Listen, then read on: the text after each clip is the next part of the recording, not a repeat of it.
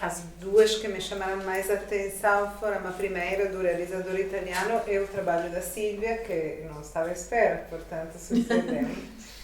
Em ambos os casos, porque acho que toca uma das observações que eu fiz sobre corporeidades na pandemia. Eu não trabalho sobre isso no específico, mas estou a coordenar um projeto que tem a ver com ideias, desejos, práticas e procedimentos de melhoramento humano entre os vários âmbitos do que é o melhoramento humano, também o melhoramento estético. E, no entanto, que estávamos a trabalhar com a Isabel neste projeto, aconteceu a pandemia e tivemos que tentar perceber o que isso, de que forma a pandemia tinha impacto na pesquisa. E começamos a observar estes desejos e práticas através das lentes e nas condições da pandemia. Acho que a primeira curta é um pouco,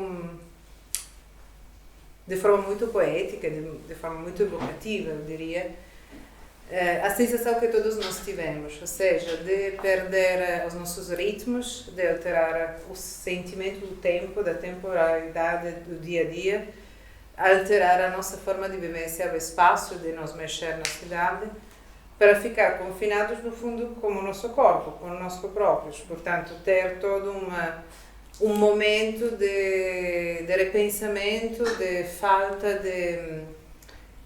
de limites, de falta de rituais, de rotinas, como nós podemos enfrentar algo que à nossa volta parece que parou constantemente, não tem como, né? E acho que de todas as entrevistas que nós conduzimos naquele período, um pouco o que nós sentimos era a necessidade de nós pensarmos, antes de mais, como corpo, porque o corpo, isso eu vejo também um pouco na Silvia, né? O corpo descobrir os seus limites, o respirar, não respirar, o entrar, o sair. O corpo era um pouco o que nos restava. Estamos sozinhos conosco, né? E trabalhando como estética, nós tivemos um pouco a sensação que, ultrapassada a primeira fase, no qual todos pensamos, vamos todos morrer, como diria o Hugo van der Dijk, portanto, vamos todos morrer, portanto, é irrelevante pensar a nossa corporeidade, a melhorar o nosso capital corporal. A uma ditadura tornou-se, mas muito rapidamente, basta pensar, antes a Letícia falava das etapas, não é? Do confinamento. 15 de março é anunciado, 18 de março começa, 1 de abril entra um segundo confinamento, 2 de maio acaba, o que abre, antes de tudo, abrem cabeleireiros, salões de estéticas. Quer dizer, mas porquê? Porque de fato esta falta de limites era também uma falta de limites corpóreos. Os cabelos a crescer, quem pinta o cabelo tipo eu, raízes, tudo estranho, os pelos a crescer desarrumados, as unhas devastadas, ou seja, este descontrole total da nossa corporeidade e esta necessidade de estabelecer rituais, que também são rotinas, que eu pensei como rituais de emergência. Os antropólogos pensam muito os rituais de emergências face a catástrofes naturais. Ou seja, o que as pessoas se inventam para enfrentar algo que não estavas à espera que acontecesse. Que seja bater as palmas todos às 10 da noite, que seja cantar à janela, que seja todas as coisas que, como indivíduos e comunidades, inventamos para enfrentar algo que não estávamos à espera, não sabemos como enfrentar, não temos meios para enfrentar. Uma pandemia é um fenômeno histórico, eu diria. E esses rituais entraram também na intimidade corpórea, não é? Muitas pessoas começaram a tentar controlar a ansiedade, a depressão, a sensação de caos à nossa volta, estabelecendo rituais como os passeios higiênicos. Sempre adorei esta expressão, higiênicos, porque o mexer, a segunda curta me lembrou um bocadinho isso. Eu não sei se ele está a fugir ou está a chegar em algum lugar com muita pressa. Mas é essa sensação de eu que nunca mexi uma palha na minha vida, sou a pessoa menos ginasticada do mundo, durante a pandemia fazia 15 quilômetros, mas porque tínhamos uma necessidade de encontrar algum tipo de ritual, que não é a minha normalidade. A minha normalidade, por amor de Deus, vou de metro. Mas era um ritual, né? era uma forma de enfrentar com horários, com rotinas. As rotinas são controles, é o controle de situações que não sabemos como controlar. As rotinas tipo os banhos, as velas cheirosas, as rotinas tipo todo mundo começou a fazer máscaras de beleza com maionese, abacate e tudo que tinha em casa. Quem nunca tinha feito começou a se pintar os cabelos ou a comprar produtos estranhíssimos e a aplicar em casa. Portanto, a sensação de ter que dominar alguma coisa, nem que fosse a nossa corporeidade. Depois poderia contar mais, mas talvez deixo-te um pouco a palavra porque falo para Dedéu, portanto. Eu tenho uma experiência muito diferente. Vou começar com os filmes. Eu gostei muito de ver agora os filmes a segunda vez, porque reparei que identifico-me com a câmara, com a pessoa que está a captar imagens, com aquela pessoa. E então, no primeiro filme, é Itália em que cidade? Sabes? Não sei. Nem, também não percebi. O primeiro Eu filme queria Livorno, mas por causa das gaivotas é que é feia. Sim. Cheira a Livorno, mas não sei. Aqui é italiano, mas não sei. Aquela perspectiva de vista de cima e que apanha muitos pequenos episódios, porque as pessoas estão a querer sair e ao mesmo tempo têm os telhados. E depois acho muito engraçada aquelas bailarinas de dança de jazz completamente anacrónicas. Eu não sabia que ainda se fazia dança de jazz e de repente aqueles tiques muito engraçados e uma certa alegria. Isto deve ter sido para aí no primeiro confinamento, na primeira fase. Ainda não estão fartas, nem fartas. Há uma certa alegria ali tipo, não, a gente vai continuar a fazer isto aqui em casa e aqui no terraço e aqui. Portanto, há esse tom que eu achei muito engraçado.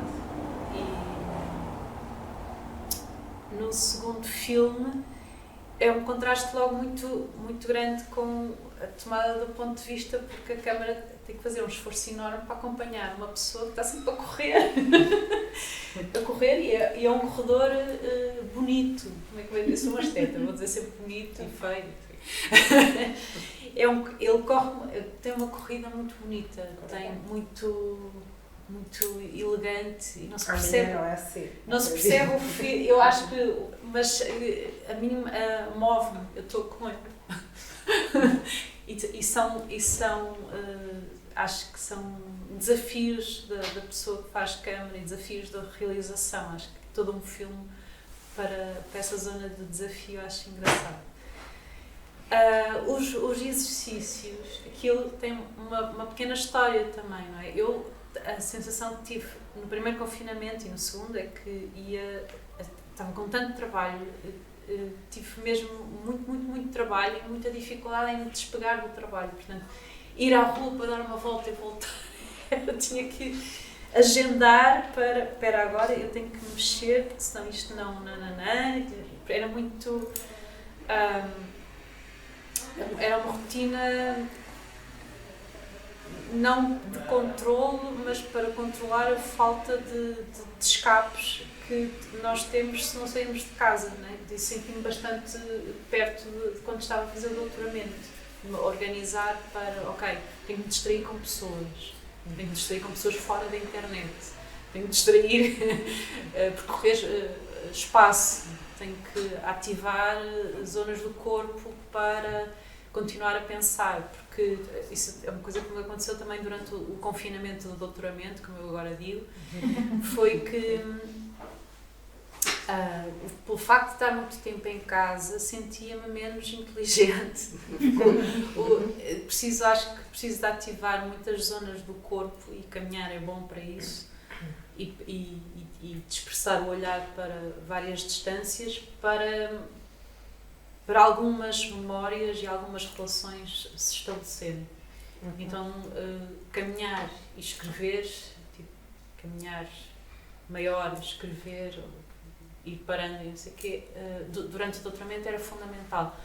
Sem os cafés abertos, o que aconteceu foi que não havia sítios para ir fazer xixi. Portanto, se quisesses cozinhar durante 4 horas já podia ser um problema. Mas pronto, isso foi-se fazendo. Estes vídeos de Instagram eu não os faria, dá-me ideia, se não tivesse calhado o Dia Mundial da Dança durante esse primeiro confinamento, que é para aí em abril, 29 de abril, se quiserem confirmar, não tenho a certeza. E então, havia nas redes sociais, façam imensos vídeos de Dia Mundial da Dança, a abraçar árvores, ou fazer não sei o quê. Abraçar árvores? Não. E então, aquele exercício de tensegridade com as meias é uma coisa que faz parte de peças que eu já apresentei, algumas mais formais, outras mais informais. Portanto, há a versão daquilo com o Daniel Pisamilho, que é um performer que trabalhou comigo, em que enchemos de meias e fomos até ao nu integral e depois saímos. Há uma versão em que é uma peça, tem muitas fases, tem meias por todo lado, tem meias que são objetos escultóricos e que, pronto, fazem uma peça que foi apresentada no Teatro das Gaivotas, Rua das Gaivotas 6, em 2018, provavelmente. E há uma versão depois que eu chamo Composition in Retrospect, com uma inspiração de um texto do John Cage, mas também em que canto, e que é num dormitório e é um bocadinho mais culto, e isso está filmado. Mas essa é o work in progress, não são espetáculos finalizados. Pronto. Então, tenho lá os materiais todos e pronto, depois descobri o exercício de... Né, há pessoas que rebentam bolinhas mas esticar e rasgar meias, além de ter aquela feedback sonoro, fazer que é muito interessante. Ginástica puxa pelo core. E que mais? E eu chamo-lhe exercício de tensegridade. Tensegridade é uma qualidade de trabalho com os materiais que é uma qualidade muito presente em nós. E, portanto, eu tenho dificuldade em falar do corpo, apesar de haver corpo no título da tese. Mas nós, enquanto ser que se estende e que devolve, temos qualidades de tecido, só com a diferença de ser... Isto é tecido morto, não é? Nós somos tecido vivo, constantemente. E essa ideia interessa-me. E não sei se tem alguma coisa a ver com o tema desta conversa, mas pronto, já avancei para outros lados. Mas acho interessante que tu conseguiste trabalhar e tinhas que sair para interromper o fluxo e não ficar... Sim, para não entrar em burnout. Porque eu tinha a fantasia, quando começou o confinamento, de eu vou acabar imensos artigos, tenho um livro a sair, e de repente me dei conta que com todo o tempo do mundo, ou seja, sem nenhum limite, eu não fazia outra coisa que vaguear na sala entre o sofá, a televisão, o pijama. Às vezes a minha filha me dizia: não tomaste banho há 2 dias, e eu também devo me lavar. Ou seja, perdi completamente os limites da rotina. Não fiz absolutamente nada, me dei conta que eu preciso, como doar, do estímulo de, possivelmente, o pouco tempo, no meio de milhares de coisas, me torna mais criativa e mais produtiva do que ter esta dilatação sem limites, não é? Portanto, sentia que não tinha estímulo nenhum e não conseguia fazer rigorosamente nada. Tipo, até a gente que fazia pão, como que são rituais de emergência, ou fazer pão e bolos, eu nada, era tipo, sei lá, graças a Deus que existe o Uber Eats, porque estava tipo, completamente... sem nenhum tipo de tempo, de espaço, de hora, de limite, tá? E aí que possivelmente os rituais de emergência servem para te criar uma estrutura, não é? Para tentar, ok, agora obrigo-me ao banho, e depois a máscara, e depois o andar, e depois era uma espécie de spa costante. Sim.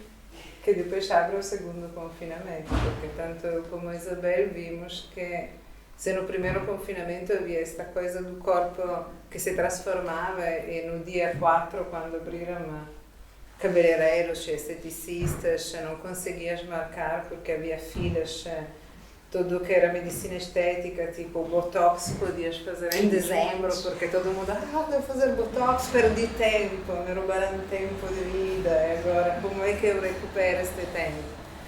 No segundo confinamento estavam todos organizados, não fecharam as clínicas estéticas, tudo fechado, os cafés, todos os lugares de cultura, tudo fechado, as clínicas estéticas sempre abertas no lockdown, e lotadas, porque todo mundo foi fazer intervenções aproveitando o espaço de tempo de estar em casa, aproveitando que ninguém te via, aproveitando desse isolamento, como objetivo de depois vai ter um pós-pandemia.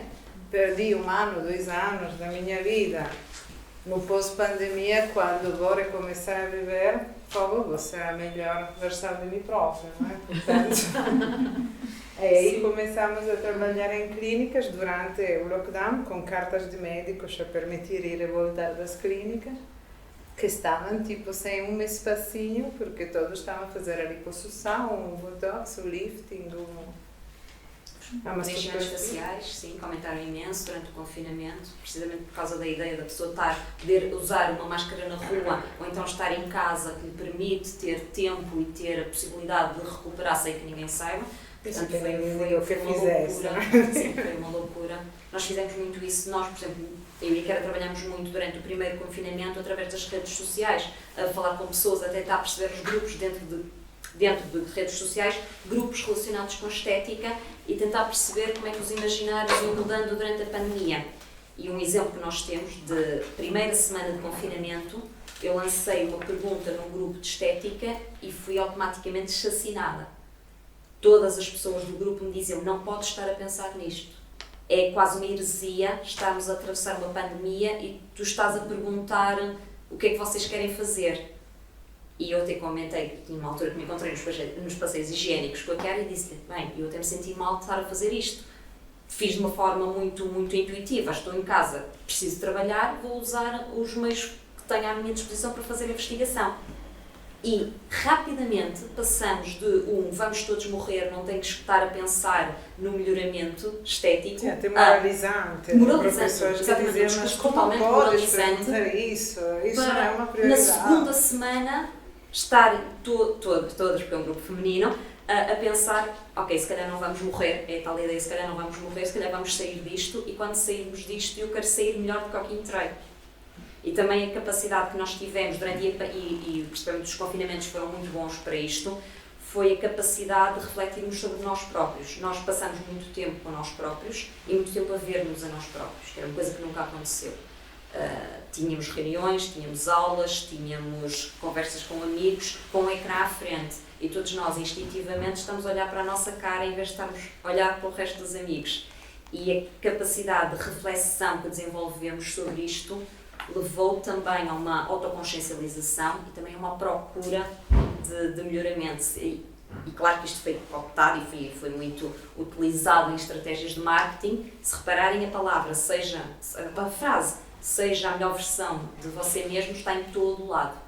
Tudo, desde a clínica, ao supermercado, ao creme. A ideia que nós temos que ser a nossa melhor versão saiu muito também com os confinamentos e com a ideia de vamos melhorar, vamos recuperar aquilo que fomos perdendo, portanto, consumo das diversas formas ao vosso alcance. Como a Chiara disse, as clínicas de estética foram as primeiras a abrir quando desconfinamos, os centros de os cabeleireiros, as esteticistas. E mesmo durante os confinamentos, determinados consultórios médicos, que depois nós acabamos por ir fazer entrevistas lá, não fecharam durante o próprio confinamento e estavam a abarrotar de pessoas. as pessoas utilizaram largamente estes serviços, mesmo por uma capacidade de tempo, de ter tempo de recuperação e também de consciencialização do seu próprio corpo. Até econômica, muitas pessoas diziam como não gastamos nada, porque não saímos, não jantamos fora. Agora investo este dinheiro em fazer um preenchimento, ou algum rejuvenescimento facial e tudo isso. Aliás, os médicos diziam mesmo que era um zoom effect. O zoom effect foi chamada esta coisa.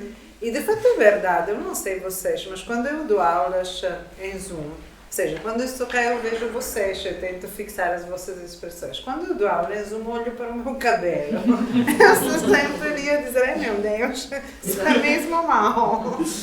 E percebo a ideia do zoom effect. Tu és confrontada com a tua imagem, que não é imagem parada numa selfie.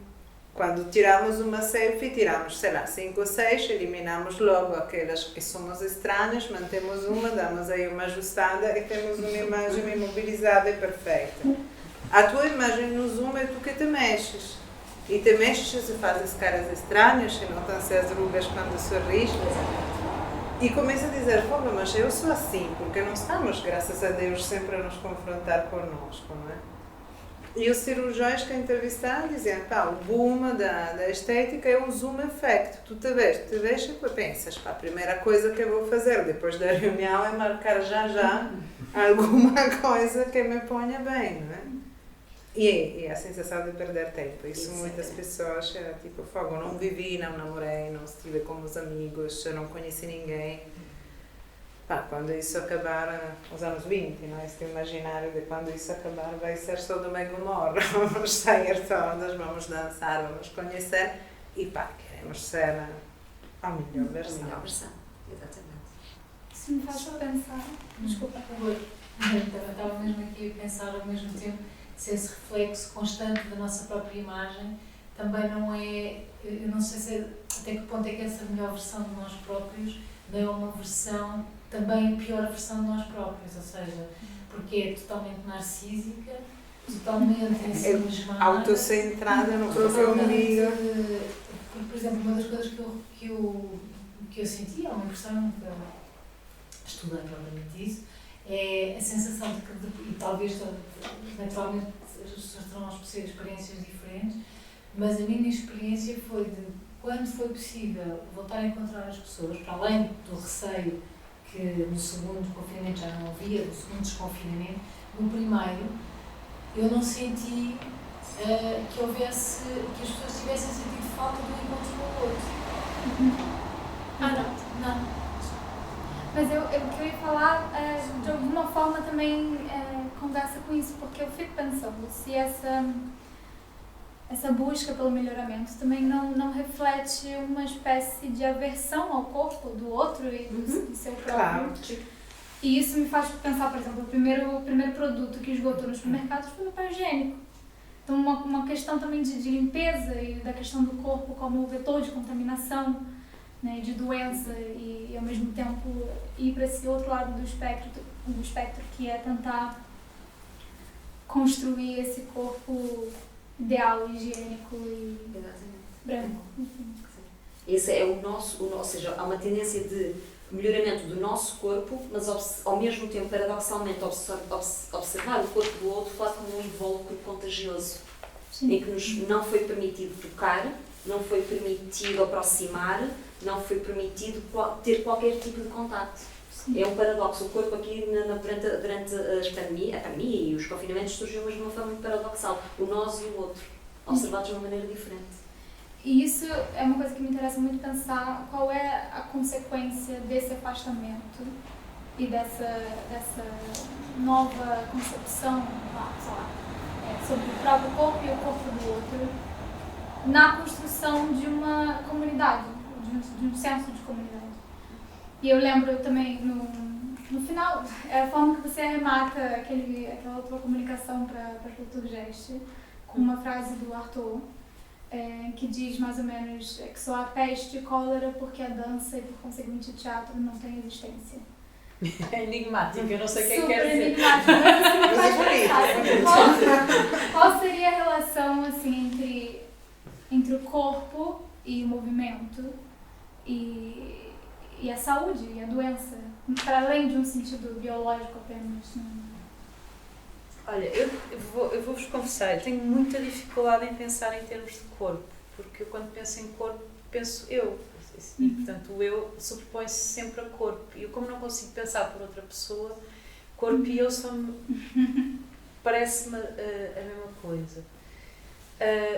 O movimento gerado por mim, ou o movimento em relação com, que é sempre, não é? Os movimentos são sempre em relação, é mais fácil pensar em termos de movimento, mas sobretudo em termos de relação. Portanto, estou aqui a falar contigo, estou em relação com estas pessoas todas, com este entorno, não é? Agora, a doença, eu só penso nela quando dói. Mesmo. Consigo sentir empatia, mas é uma empatia, é uma construção cultural em mim, não é só cultural, claro, há qualquer coisa de inato, mas o que é inato também pode ser cultural. Se não doer, hoje, está a adiar, porque eu acho que consegui não ter medo durante a pandemia e, sobretudo, conseguir rir-me com o meu próprio ridículo de acesso à novidade. E posso falar de muitas coisas ridículas. Nenhuma delas relacionadas com doença, mas o parecermos astronautas, o lavarmos tudo que vinha da rua, o maquilhar-me para ir ao supermercado e pôr a máscara. Isso é muito interessante, não é? A pessoa maquilha-se porque sente falta da sua relação pública do seu eu público, e depois põe a máscara e a máscara fica com a maquilhagem toda, quase toda. E depois chega-se ao sítio, não se vê, está tudo desborratado, mas volta a casa e podemos rir com isso. Ou imaginar qual é. Isto para mim custou imenso, dar a volta ao quarteirão de 1001 maneiras, não é? Ir o suficientemente longe para sentir que se fez o exercício de passear, mas depois não ter tempo para me perder, porque eu trabalhei muito, quer dizer que tenho uma pessoa, eu já trabalho em casa, então foi só a continuação sem pontos de fuga. Portanto, o que não era, o que podia sair para ir ao teatro era continuar em Zoom, em teatro em Zoom, em reuniões de sindicatos Zoom, em reuniões de trabalho Zoom, em novas associações Zoom, em grupos de leitura Zoom, tudo que era potencial ponto de fuga, sair daqui para um sítio, passou a sair daqui para aqui. Portanto, este ridículo de sair de casa para voltares para casa, no início alimentou-me e também, no fundo, se calhar há um jogo performativo ou teatral com a possibilidade de usar máscaras ou de pintar máscaras ou de fantasiar com coisas que no primeiro confinamento acho que suportou alguma coisa. As canções, tem um vizinho maluco que fazia projeções todos os dias e passava 2 vezes seguidas 2 versões diferentes do hino nacional, que era assim. E batia palmas sozinho. É que eu moro por cima dos hospitais. Pronto, estes jogos alimentados no segundo confinamento eu não cheguei ao burnout, mas tenho amigas que chegaram mesmo. Foi mais longo e havia já de facto trabalho, as pessoas já estão habituadas, já estava tudo a funcionar e tudo a não ter na mesma o cafezinho ou o sítio para ir fazer uma coisa, nem que fosse ao dentista. Outro dia fui ao dentista, eles continuam vestidos de astronautas, é muito interessante, têm umas redomas assim. E Você já não tinha o fator novidade. O primeiro tinha aquela fascinação de dizer, não há ninguém. E disponibilidade real. Okay. O segundo é outra vez. E já não tinham tempo, nem disponibilidade real. Foi muito duro. Mas, por exemplo, na minha experiência, acho que a pandemia, em relação a movimentos e relações, mudou a minha forma de pensar as relações e os movimentos. Eu sei que quando desconfinamos, pensei, que maravilha, agora as reuniões são presenciais, as aulas são presenciais. Em 5 minutos eu já estava a perguntar, mas não pode ser em Zoom, porque fundamentalmente tinha perdido completamente a vontade de me deslocar para fazer coisas, ou seja, se pode ser online, mas por que devo ir lá? Se pode ser online, por que devo estar aqui, não posso estar no meio do campo e fazer as minhas aulas, as minhas reuniões, sem me mexer, sem ter que dar conta de onde estou ou não estou? E mesmo ao nível de relação, obviamente quando desconfinamos, abriremos bares, não é? Pensei, ok, vou sair, vou curtir, vou encontrar amigos. E eu não sou como tu, Silvia, que penso que a doença existe em mim quando dói. Eu sou hipocondríaca. Ou por aí. Para mim a doença era tipo, ai meu Deus, vou apanhar Covid. Portanto, ia na mesma aos bares, porque o desejo de sair aos bares, aos lugares, a dançar, adoro dançar, ia dançar, porque o desejo de dançar era alto. Mas sei que ficava, eu sim, mas ficava a pensar, foi uma loucura, eu vou morrer, mas dançava na mesma. E eu me sentir quase perder social skills, aquelas habilidades sociais, portanto, finalmente estava com meus amigos e dizia, o que vou dizer a estes tipos? Como é que vamos preencher este aperitivo? Estranhíssimo, acho que agora estou-me a habituar aos poucos, mas no começo era quase constrangedor, era tipo, agora porque estamos todos juntos a fazer o quê? Se calhar já não me lembro dessa fase, porque é muito rápido, a gente esquece. Eu vou ler aqui um bocadinho, porque depois eu tive que ler este texto que escrevi com o Rui Antunes. É um artigo que escrevemos juntos sobre caminhar em confinamento. E há aqui uma parte que eu acho que tive que ler para me lembrar da pandemia, porque lá está, já estou numa velocidade. Quer dizer, ainda faço as elipses de contornar as pessoas, não é? Não percebo ninguém, mas e os abraços são assim meio... Mas eu muito casual, tipo, os beijinhos, beijo, tipo, agarrarem na gaba, agora beijinhos já não... E então, esta parte, eu acho que para mim foi importante ter, pronto, por um lado perceber que técnicas de corpo se podiam fazer em casa, Pilates e Yoga sim, Klein, Alexander, Qigong, mas há muitas outras que eu sei que foram adaptáveis e adaptadas, não é? Porque eu vivo num universo onde conheço muitas professoras e professores de dança. Quero dar aulas em Zoom. Pronto. Mas esta para mim é importante voltar aqui. Poder dizer que se saiu de uma reunião a correr para a outra é imaginarem que em alguns cliques, mudando apenas as caras no ecrã, se passou de facto de uma mesa redonda em Coimbra para uma conferência em Faro. O corpo que também somos talvez tenha disparado essa velocidade de corrida, foi a correr de uma reunião para a outra. Mas não pôde experimentar o percurso entre os espaços, portanto não ativou esse sistema de feedback em todos os lugares da pessoa, do corpo.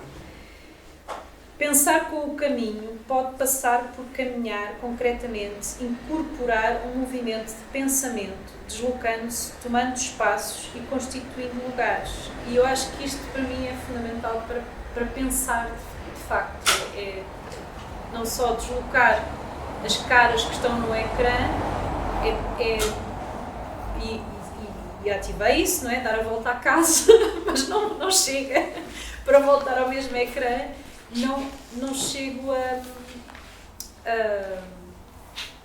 abrandar a reunião anterior e a integrar fisicamente um percurso para ir para o outro lado, para estar com outras pessoas num outro assunto.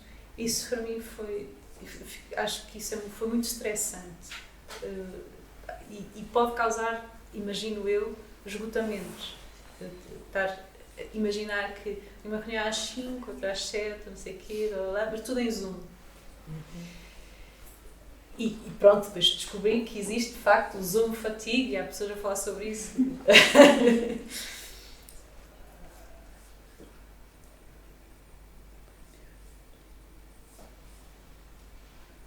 E a sensação de Sim. não poder dizer não ao Zoom.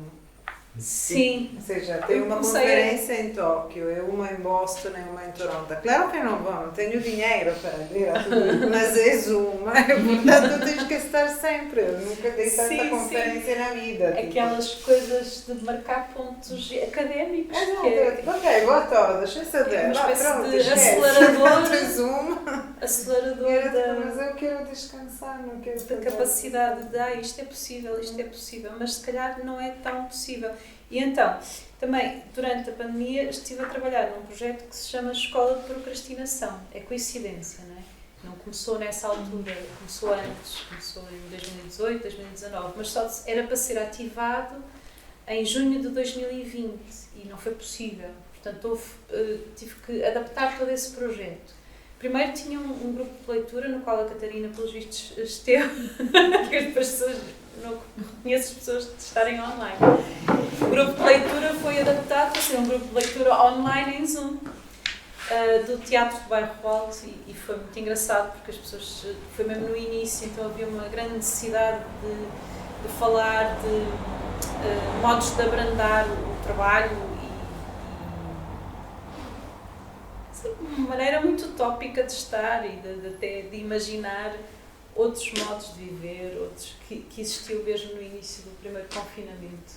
Acho que vale a pena relembrar. As pessoas estavam mesmo, vamos poder trabalhar menos, vamos repensar o rendimento mínimo, porque muitas profissões pararam, não é? Então foi muito caótico para as pessoas, profissionais liberais que trabalham na área do espetáculo, foi mesmo fome. Foi, em alguns casos foi mesmo fome. E calhou desse projeto ser ativado para essa altura, não é? Junho de 2020, que eu tive que transformar já no desconfinamento, na fase de desconfinamento, em entrevistas. Então entrevistei, o projeto estava relacionado com improvisação em cena, em público, improvisação em público. Que houve muitos eventos de improvisação em público nos anos 90, agora estão-se ainda há alguns, em geral são difíceis de financiar, acabam por ser caros, e então entrevistei, limitei-me a 8 improvisadores e fiz essas entrevistas e ficou online, fiquei contente, consegui estar com as pessoas em presença, assim, uma distância enorme. A pessoa que está a filmar com imensos cuidados de pôr aqui o microfone. Mas foi um retomar de um voltar à possibilidade de estar junto, mas afastado.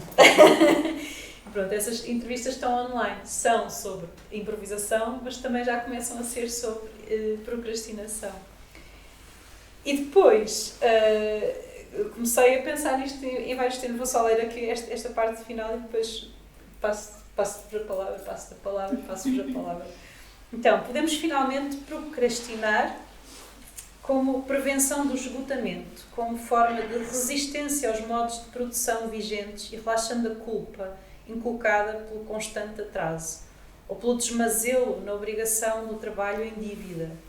Talvez, ao serenar, possamos recuperar modos sinestésicos que sejam, ao mesmo tempo, contemplativos e críticos, mas lentamente, abrindo finalmente espaço para formular novas propostas coreopolíticas, modos de ver, de pensar e de caminhar lado a lado com a cidade, ou mesmo com a cidadania. Pronto, este artigo era com a cidade.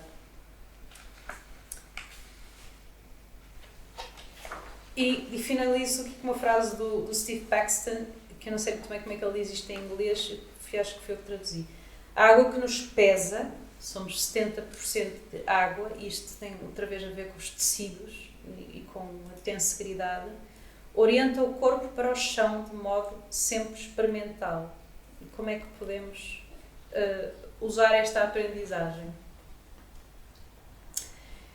Mesmo que a principal aprendizagem tenha sido feita na primeira infância, podemos sempre tentar sentir o peso que nos orienta, o peso da concretude física que também somos, poderá ajudar a enraizar e a radicalizar, no sentido de encontrar a raiz das questões, a nossa relação com a cidade, a coreopolítica. Uma partitura singular preparada para a liberdade de todos os dias. E pronto, e depois aqui faço a relação com, será essa a tarefa do bailarino, como sugere um ator com que trabalho muito, que é o André Lepecki. Poderá ser esse um dos caminhos para nos movermos politicamente? Bom, depois de construir esta relação, isto pronto, tem a ver com o fim do artigo. Mas também para fazer a relação com o vídeo, não é? Com o peso dos tecidos que têm água, que se rasgam, que têm que ser oleados, que têm que mexer para não cristalizar, para não morrer. Pronto, um pouco essa possibilidade de não ficarmos a olhar para as caras. Posso intervir? Claro. Porque eu sinto vocês, pessoas que pensam o corpo, trabalham com o corpo, teorizam sobre o corpo. Eu tenho aqui algumas questões que vos queria colocar. Quem quiser responder, eu agradeço. A primeira coisa é coreografia e buscar a coreografia dos nossos movimentos sociais, o improviso. Nós tivemos que improvisar maneiras de nos cumprimentarmos. E não sabemos como, porque não está estabelecida a regra. É assim. Isso criou uma nova forma de gesto, criou um novo gesto, criou uma expectativa da distância que nós temos que passar a ter relativamente ao corpo do outro, e criou outra coisa, como as regras sociais não estão estabelecidas, nós temos de estar a adivinhar como é que a pessoa vai. Antes nós já tínhamos que adivinhar para que lado é que a pessoa lançava a cara, agora temos que adivinhar se vai ser assim, se vai ser assim, depois não queremos deixar. Tentamos ali um momento a dançar um com o outro, até acertarmos. Então eu acho interessante a questão do gesto e da improvisação, das rotinas e do comportamento civilizado dos nossos corpos, sendo que agora não há normas de como é que as pessoas querem ser cumprimentadas. Portanto, ainda tenho que, e depois torna-se difícil adivinhar, porque como a pessoa está com máscara, eu não consigo ler no rosto dela qual vai ser a intencionalidade do movimento. Eu tenho poucos segundos para adivinhar para que lado é que ela vai lançar. Pronto. E nós antes estávamos mais habituados, não é? Porque os ritmos também mudaram. Portanto, eu tinha querido fazer essa pergunta sobre a improvisação e os novos gestos sociais, e queria saber outra coisa, a vossa opinião, que é, com a pandemia e também a questão dos gestos sociais, ou termos estado a 2 metros de distância uns dos outros para não passar os nossos aerossóis para a cara da outra pessoa, existe uma nova noção de espaço privado. E sendo que o espaço privado é altamente cultural e altamente associado à intimidade, proximidade, hierarquia social, a minha questão é o que é que vocês hoje trabalham, não é? Pensam nessas situações, avaliam essas mudanças que estão a acontecer entre nós, do nosso espaço social, não é? Portanto, existe uma questão de respeito para as pessoas estarem instituídas. Nós próprios, se calhar agora nas caixas do supermercado, as pessoas já não estão tão em cima, o que eu até agradeço. Não estão tão em cima. Há uma nova corporalidade, mas também um novo posicionamento, uma nova postura, para as pessoas estarem instituídas. Nós memorizámos, não é? O nosso corpo tem memória, e eu queria saber também a questão da memória do corpo e dos gestos. E eram-se, portanto, estas 2 perguntas que eu gostaria de lançar para quem quiser responder ou partilhar outras visões. Obrigada. Eu não tenho uma resposta, mas agradeço a pergunta porque me fizeste pensar. Acho perguntas brilhantes. Como te chamas? Catarina. Catarina, obrigada porque são muito interessantes. Não tenho uma resposta, posso te dar um ponto de vista da minha experiência, porque nunca pensei nisso do ponto de vista teórico ou acadêmico que seja, ok? Eu acho que, antes de mais, agradecemos às deusas todas da grande capacidade que nós seres humanos temos de ser criativos e de nos adaptar a qualquer coisa. E eu acho que a pandemia mostrou que não é só a forma de cumprimentar como um pezinho, assim ou assim, mas que nos habituamos a interagir uns com os outros em espaços e formas completamente diferentes, mas com uma plasticidade que acho que possivelmente o que nos torna particolarmente interessantes no mundo animal, não é? A capacidade de repente dar volta a todo o sistema e de inventar um sistema novo. No complementar, refleti agora, nunca tinha pensado, Catarina, mas refleti agora que eu fazia uma avaliação rapidíssima de variáveis sociais. Isso é, quantos anos tem a pessoa, que proximidade tem comigo, qual é o estatuto da pessoa, qual é o laço para perceber se era ou não era abusivo, se não violento, eu dizer posso dar um abraço, ou se não era mau, eu fazer assim. Por exemplo, a primeira vez que eu vi Isabel, que não só é minha doutoranda, mas é uma das minhas melhores amigas, no meio do pior momento da pandemia, quando pensávamos vamos todos morrer, olhamos por uma para a outra, paralisadas um instante, tipo, e tiramos a máxima e disse, caga nisso. E nos abraçamos, tipo, porque de fato aí era quase ofensivo não nos tocarmos, lembras disso? Mesmo nos agarramos, tipo, esquece, tipo, és a minha melhor amiga. Pá, apanhamos as duas, mas aquela coisa de até que ponto é o contrário, é abusivo fazer esta coisa assim, ou como pezinho e... Eu resto sim, eu acho que todos nós nos mexemos no espaço de outra forma agora, tens completamente razão. Ou seja, o que é o espaço pessoal, digamos assim, ampliou-se pelo menos de uns 50 centímetros bons, o que não é mal também. Eu sou do norte da Itália, que somos um bocadinho chatos nestas coisas. Eu em Portugal, no começo, cumprimentava assim, olá. E eles me davam beijinhos, eu pensava, meu Deus. Depois fui viver no Brasil e parecia que ficava grávida cada vez que encontrava alguém, porque me agarravam assim, ai meu Deus, porque me tocam desta forma. Portanto, para mim, o voltar atrás da pandemia foi tipo voltar a Turim, que é a minha cidade de origem, portanto, olá, assim, com as distâncias, né? Eu queria responder, já acabaste.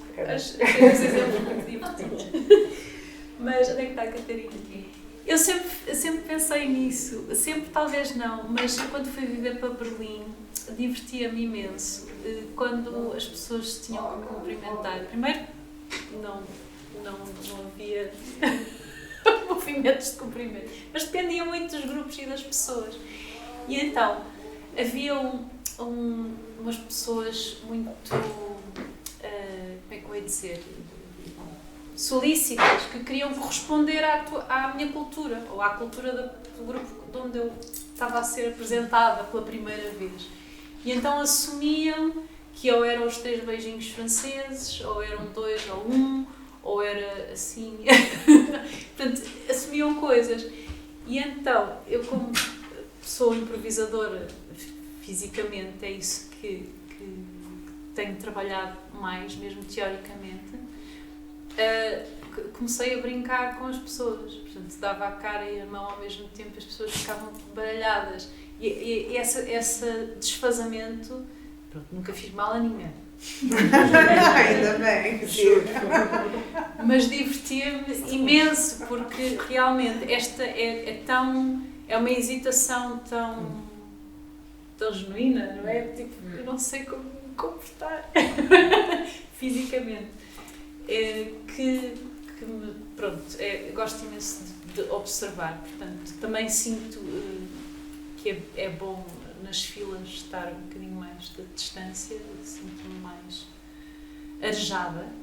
Aquela coisa os 2 últimos vídeos, I Can't Breathe, Can I Breathe, não tinham aqueles nomes, mas depois comecei a relacionar que há aqui qualquer coisa que de facto, se uma pessoa não sai de casa e não vê pessoas, não tem um certo espaço, há qualquer coisa da respiração. E depois houve, durante a pandemia também, mais um daqueles assassinatos nos Estados Unidos, yeah, do tipo I can't breathe. Yeah. E então isso é tudo sufocante, de quantidade de coisas que não vou trazer para aqui agora, sufocantes, que se passam em regimes bizarros.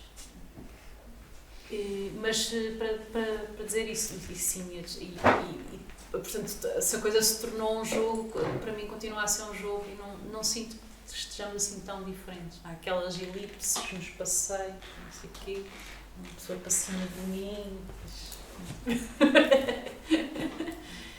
Sim. gostava também de dar uma boladinha. Pronto, eu encarei a pandemia de outra forma, ou seja, quando ocorreu, não vi como um problema grave. Houve um colega meu que me transmitiu isso e eu apanhei essa positividade, que é, isto é uma oportunidade. Para mim foi uma oportunidade, fiz uma horta com mais de 3 amigos, fizemos, sou assim uma pessoa que gosta de transgredir as leis, e o que me dizem faço geralmente sempre o contrário.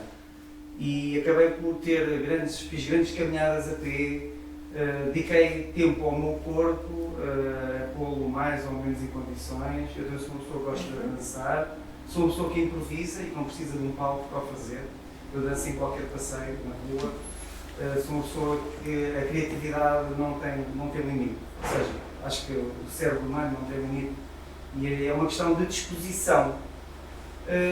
Muita gente ficou fechada, virada para a tecnologia. Eu exatamente cortei a tecnologia ao mínimo, claro que ainda uso alguma coisa, mas mesmo telemóveis, deixei de usar telemóveis perto, voltei outra vez aos burros, sem câmera, sem nada, e acho que fiquei mais feliz, porque de facto nós temos um mundo exterior, mas o mundo exterior não preenche na totalidade nem de perto aquilo que nós podemos fazer. Não quer dizer que não haja muita coisa que as outras pessoas possam contribuir, mas às vezes há certas experiências que isoladamente podem desenvolver, podem potenciar coisas que estão adormecidas exatamente onde estarmos expostos socialmente aos outros. E então a internet, Zooms, isso é de evitar. Eu próprio comecei a tirar um curso de dança no ano passado, e acabei de interromper porque a certa altura a pandemia exigia que não se fizessem aulas práticas, aulas presenciais.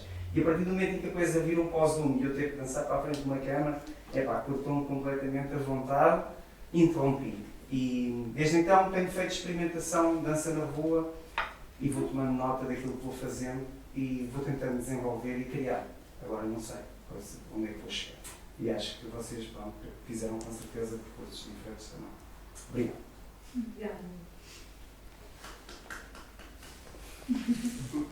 Olha, eu não fiz experimentação nenhuma, mas uma coisa, sim, fiz muitas, mas não estas. Mas uma coisa que me chamasse a atenção foi que eu acho que, especialmente quando a cidade estava completamente parada, criou-se uma espécie de estado de exceção, no qual muitas coisas que não são permitidas se tornaram permitidas. Sim. E eu acho que vivi momentos absolutamente poéticos. Eu fazia estes passeios que eu nunca faço, não é? Para sair de casa, sempre com os fones, porque sou addicted da música, tenho uma adição à música e danço imenso. Mesmo em casa, sozinha, danço na varanda, danço em tudo. E como possivelmente eu convivo muito bem comigo mesma, porque estou um bocadinho a marimbar do que as pessoas podem pensar. Andava na rua, a música era boa, eu começava a dançar na rua, mas a grande. E a coisa extraordinária é que muitas pessoas, das poucas que fazíamos passeios higiênicos, paravam e dançavam comigo. Eu achava isso de um poético, de um lindo, porque nunca aconteceria num estado de normalidade. Acontecia porque era um estado de exceção. Agora que estamos fora de confinamento, se eu vou na rua, eu desato a dançar, no máximo olham para mim tipo, ok, passou-se, não sei. Naquele momento as pessoas reconheciam aquele desejo de vida, talvez, não é? De relação, de estar, e paravam e dançavam comigo. Eu achava isso extraordinário mesmo. Foram os momentos felizes dos passeios higiênicos, o envolver pessoas a dizer, ok, vamos dançar. Até lembro que emprestei um fone daqueles que separas a um tipo que para escutar, e começamos a dançar. A mesma coisa foi... Depois me deu, olá, tchau, nem sei que cara tinha, né? Contei até na altura, porque era tipo, que lindo.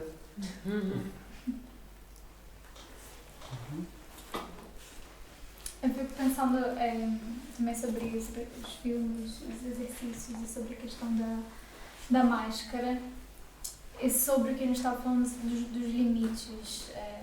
E aí você fala sobre as relações e como é difícil pensar o corpo como essa entidade fechada, né? É difícil para mim, não sei se é difícil para ti. Sim, mas eu fico pensando como que a experiência da máscara E aí eu lembro muito de uma das primeiras coisas que eu li no começo da pandemia, que é aquele texto do Preciado, Aprendendo do Vírus, em que ele fala que a máscara é a nova fronteira. Que Lesbos agora é na porta da tua casa. Um bocado exagerado, mas como que agora a sua pele vira mesmo o teu limite de interação com o outro. E como que isso, para mim, torna mais difícil pensar nessas relações.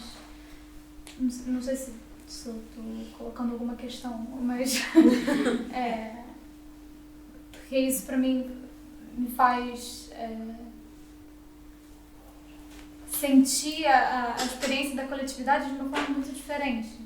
A máscara. A máscara, sim. Sim. Agora que finalmente não estamos a maioria de máscara, mas estão 2 pessoas de máscara.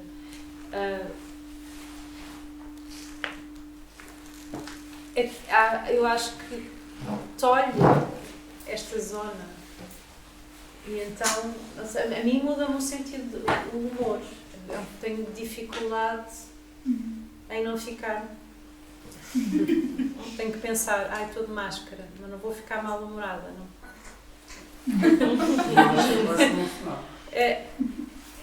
Eu consigo esquecer-me, mas às vezes aquilo baixa-me a energia, talvez porque esta musculação nos ajuda a ser mais sociável, não sei, a ser mais fora Pronto, tenho a sensação, não li o Preciado, tenho a sensação que a máscara é o confinamento fora de casa. Tipo, o confinamento contigo. Eu cheguei a desenvolver uma espécie de erotismo da máscara. Erotismo. No sentido que claramente vias só os olhos das pessoas, não é? E ficavas a imaginar bué, não é?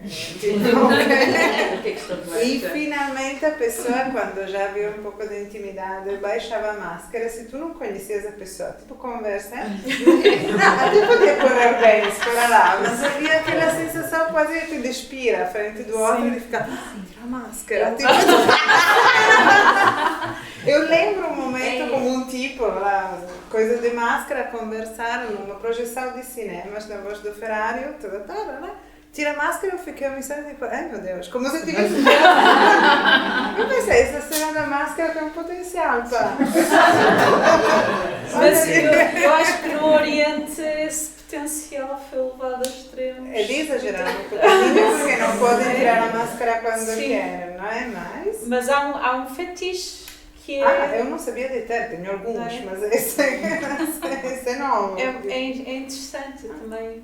Porque começas a imaginar o que estará lá embaixo. Tira isso, aquela coisa, tira isso. Sim. Engraçado que é os limites da intimidade, não é? Quando nós somos íntimos de alguém que tiramos ou não. Porque não é permitido, é uma coisa que é quase um extravasamento social. Se estamos em algum sítio e alguém tira a máscara, e já me aconteceu muitas vezes em transportes públicos, basta alguém tirar a máscara um bocadinho descida, cá sempre alguém do outro lado do comboio a dizer, ponha máscara, absorve isso. Há um limite que foi imposto e o controle que nós fazemos não só nós próprios, mas dos outros. Como é que começamos a controlar muito os outros? Já aconteceu também no supermercado, de ter alguém a dizer, olha, chegue-se para trás porque está muito próximo de mim. Tenho que esperar lá atrás, ou seja, começamos a estabelecer umas fronteiras que nunca tinham existido. Pois, olha, eu lembro no começo de máscara, no supermercado, aproxima-me a buscar bolachas e uma senhora se vira e diz, eu estou grávida. E eu, parabéns! Mas depois percebi, eu começava a dizer, estás próxima e não podes. Sabe, tipo, que fixe, parabéns! Isso é bom, eu não. Mas... depois finalmente eu percebi que era uma censura. Era tipo, estás próxima a mim? Sim, eu vou só dizer uma coisa. Eu acho que o governo conseguiu fazer um trabalho excelente, né? Que é passar essa autocensura entre nós próprios. Né? E o policiamento um do outro. A melhor maneira de policiar os outros é policiar. A melhor maneira de fazer policiamento é policiar-te a ti próprio. Sim, é sim, colocarem a policiar-nos a nós próprios. Exato. Eu já passei muito dessas situações de supermercado também, em que a pessoa à frente disse: dê-me aqui um espaço. Eu disse: não, amigo, eu vou ficar mesmo aqui. Não. Tentar fazer essa avaliação, porque é importante, porque se formos todos seguir, não é? Ninguém vai fazer o contrário, que é o correto nesse caso, e aí há um problema mais tarde, né? Se nós não formos contrariar um bocado essa narrativa que está a ser imposta. Sim. A ideia do policiamento é uma das coisas que eu também pensei muito, que nos permitiu também ter muito permitiu ter conhecimento ou não, mas pelo menos a policiar-nos a nós próprios, muita consciência de nós próprios, de avaliarmos constantemente o nosso estado de saúde, que era uma coisa que nós nunca fizemos diariamente, então estou bem hoje, tenho febre, tenho tosse, se calhar estou com a garganta arranhada, mas se calhar se estou com a garganta arranhada pode ser, mas será que estou mesmo com a garganta arranhada, será que não? E a nossa consciência de nós próprios também que mudou durante estes tempos. Porque nunca nos tínhamos tanto olhado para nós e para perceber como é que o nosso corpo está diariamente. Não vivi isso. Não, desculpa bem. Não dá para generalizar. Sim. Eu escrevi autocoriopoliciamento, sim. Autocoriopoliciamento. Autocoriopoliciamento. Sim. É o policiamento da coreografia que tu fazes. Tu policiares a tua coreografia em relação ao outro. Dás espaço à velhinha, dás não sei o quê. Isto senti bastante. Mas agora policiaste o teu próprio corpo? Se calhar faço sempre isso, não sei.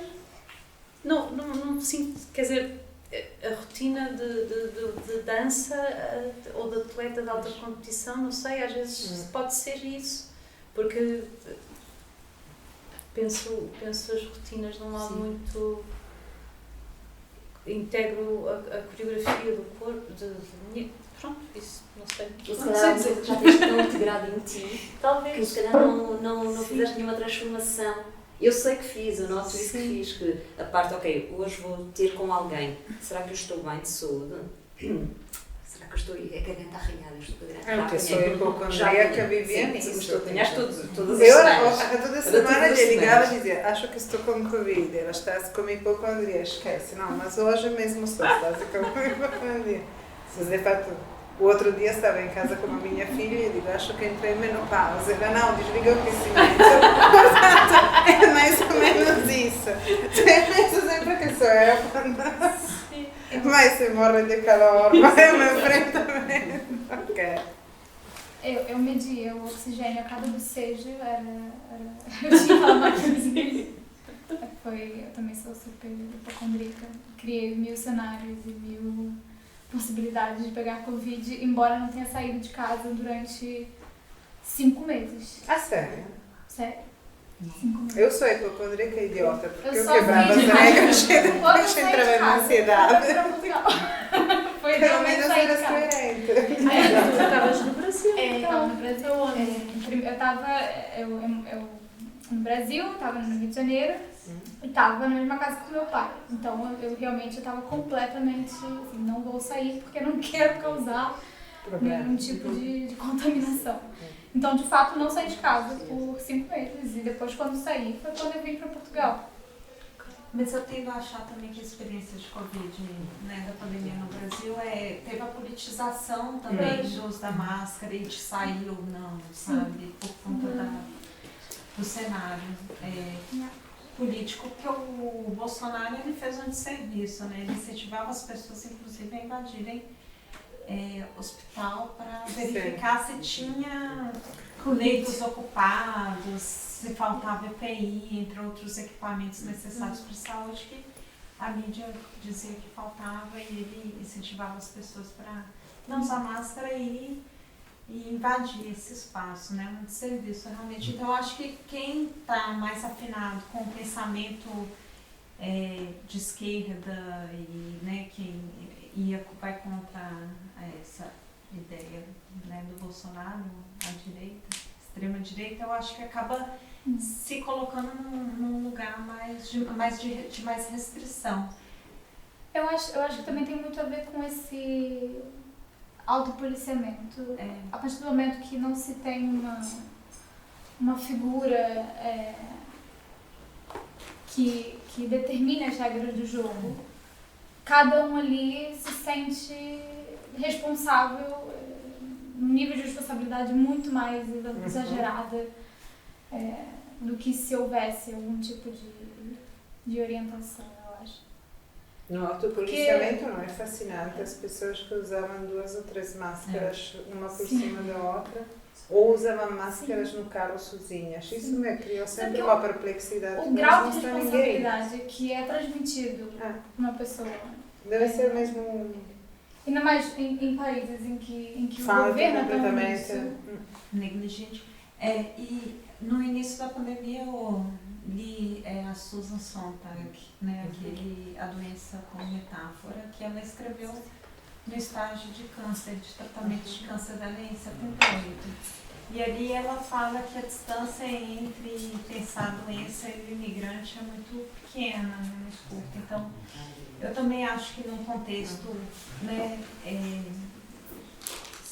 Brasil principalmente, em que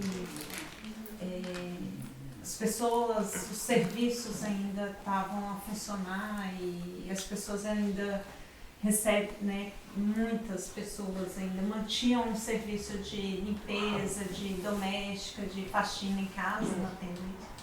Então eu acho que ainda tinha essa relação com o outro que talvez não tivesse o mesmo cuidado. Então essa ideia de que o outro é impuro e de que a gente tem mais cuidado do que o outro. Então tem essa relação, esse julgamento, assim, esse policiamento, né? Que passa por O outro é impuro, é todo um tema da antropologia também. Mas Pureza e perigo.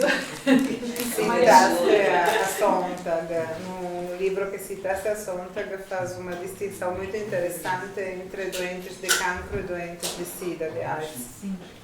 E a diferente percepção que as pessoas têm de ti, não é? O cancro é coitadinho, aconteceu, a não ser que seja cancro do pulmão, que aí és tu porque possivelmente fumaste. O SIDA és tu porque tiveste um comportamento imoral. Eu senti isso no Covid, especialmente no começo, porque depois, com grande tranquilidade moral de todos, tivemos a sensação que podes apanhar a Covid mesmo se te portaste bem. Mas no começo era a sensação, apanhaste porque te portaste mal, porque de fato não respeitaste, porque a culpa é tua, portanto estavas doente e culpado da coisa. A moralização da doença, de fato. E eu que... Tipo o SIDA, só que o SIDA ainda percebeste como não apanhar, o Covid é no ar, portanto tinhas uma culpabilização de algo à tua volta e dizias, pá, mas ou não saio de casa. E eu que também, como você, fazia caminhadas fora durante o confinamento, né? Sentia alguns olhares, por exemplo, da janela, às vezes do prédio. Quando eu saía, quando eu via a porta do prédio bater, eu já via os olhares inquisidores, né? Tipo, o que você vai fazer? Vai passar aqui no corredor, vai colocar em risco, então... É isso.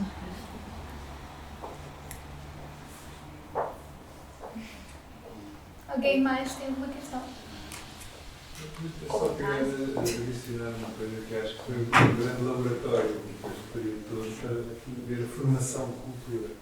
Porque tudo isto que fizemos foi estarmos em relação, acho que foi uma grande aprendizagem, estivermos atentos para como é que isto evolui, como é que isto veio do medo para dizer não, eu não saio daqui da fila, porque eu estou aqui, como é que tudo isto se processou. Acho que é de facto muito bonito. É super interessante. É feito devido ao medo, não é? Isso disse. Não, cultura. Isto como é que, É completamente como é que cultura. funcionamos como seres culturais? Como é que Interiorizamos Os rapidamente valores regras, acontecem. valores e normas e traduzimos as regras em valores e começamos a pôr em marcha. Mas, no fundo, ela fala de É valores, isso. não é? Exato. Só valores. São valores, exato. Concordo.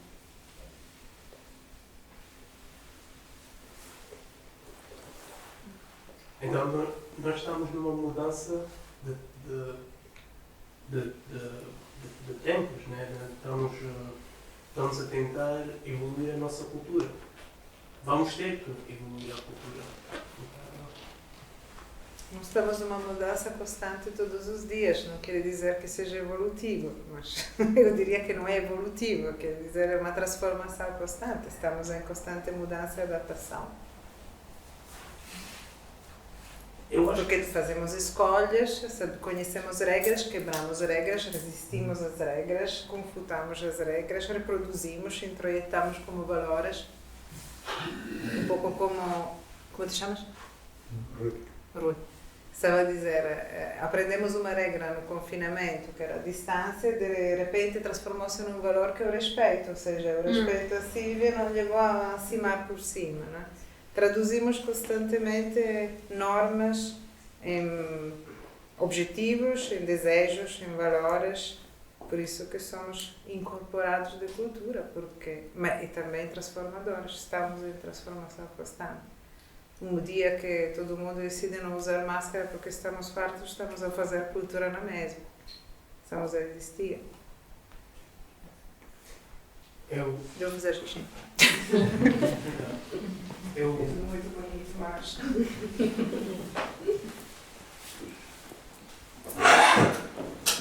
Eu acho que nós, antes da pandemia, já tínhamos distanciamento. Já havia distanciamento. A pandemia foi quebrar esse distanciamento. E eu acho que a tecnologia não vai ajudar a participação. Nós já temos uma máscara. Sair à rua e ter que pôr essa máscara, a sociedade nos força. Eu sou doutora, sou China, sou Chile, sou tal. E depois temos que pôr outra máscara por cima disso. É uma coisa que me pôs a pensar, será que nós, essa evolução que estamos a fazer, para que direção é? Mas essa questão.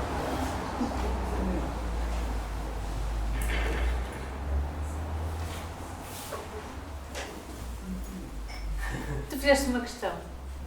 A mim? Não. Não. À sala. Não é que eu parecia que estavas a pensar algo, mas não ouvi uma questão. Sim, estou com muitas questões nesse momento. Acho que não conseguimos ter uma resposta clara só daqui a 5 anos, 10 anos. O que foi isso? O que foi a consequência disso?